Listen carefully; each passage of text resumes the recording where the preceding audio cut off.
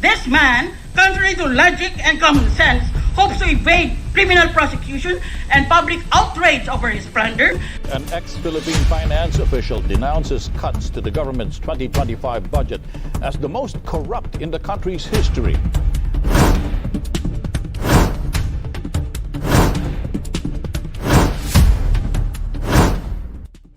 Corruption in the Philippines isn't just about the big-time politicians stealing billions.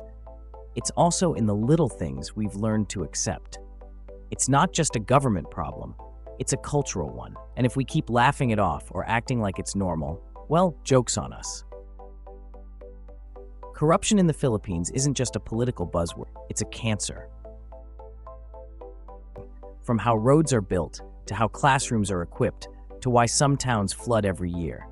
You pay taxes, you follow rules, but still, you see the same problems. Meanwhile, a few people in power live like kings. Every year, around 700 billion pesos are lost due to corruption. That money could have gone to free education, more hospitals, better trains, or stronger disaster response. In 2024, the Philippines ranked 115th out of 180 countries in Transparency International's Corruption Perceptions Index. Countries like Rwanda and Armenia rank higher. Our Southeast Asian neighbors like Singapore, Malaysia, and even Indonesia have made more progress than us.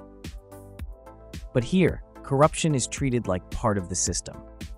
Politicians campaign with big promises, then disappear when they win. It's always the same cycle. We've seen scandal after scandal.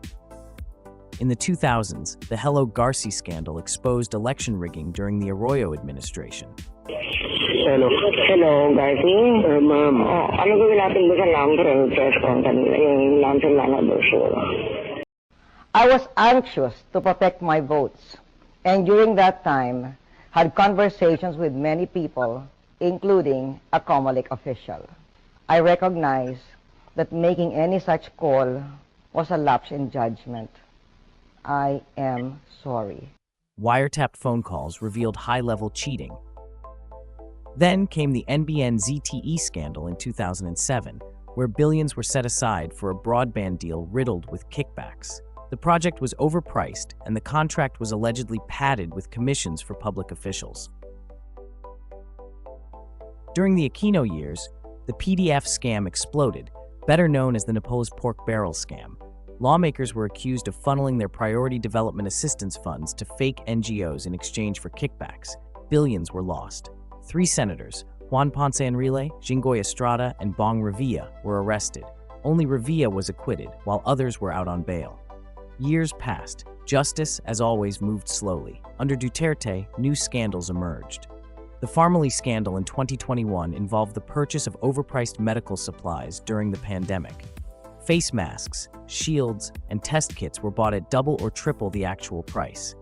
The supplier, Pharmally, was a small company with no history of large deals, but somehow won multi-billion peso contracts. Senate hearings revealed that key people in government backed the deal. In many cases, government officials hide behind confidential funds or intelligence funds. These are huge amounts of money with little to no public reporting. For example, in 2023, Vice President Sara Duterte requested over 500 million pesos in confidential funds, sparking outrage due to the lack of clear justification. But corruption isn't just about stealing money, it's also about failing the people. In 2009, Typhoon Ondoy flooded Metro Manila. People died, homes were lost. But it turned out some flood control projects had been delayed or misused. The Metro Manila Development Authority blames unfinished drainage systems and ongoing piping rehabilitation for massive floods that hit parts of the metro Thursday. In mining towns, illegal logging and unregulated operations continue because of bribes and weak enforcement. Rivers are poisoned, mountains are stripped bare. Local officials turn a blind eye for a price. In agriculture, imported onions, sugar, and rice flood the markets while local farmers suffer. Why? Because smuggling is protected. Some government insiders are involved. In 2019, billions worth of smuggled rice and sugar entered the country, but no major smugglers were convicted. In customs, in the BOC, in DPWH, there are reports of bribery and kickbacks everywhere. Agriculture Secretary Francisco T. Laurel Jr. seemed irked about the continuous smuggling happening in the country. He said that the smugglers were so brazen, it's not funny. Even at the local level, corruption is rampant. Ghost employees, ghost projects, overpriced meals, fake travel receipts. You hear of barangays with no proper accounting, mayors who build waiting sheds for ₱1,000,000, or provinces where roads are paved only on paper. Ang pinakamarami siguro matanggal would be from DPWH. I really intend to clean government. At least kung hindi ko kaya, maminus-minusan ang kurakot sa gobyerno. All this is common knowledge, but rarely punished. And yet the government says we have laws. We do.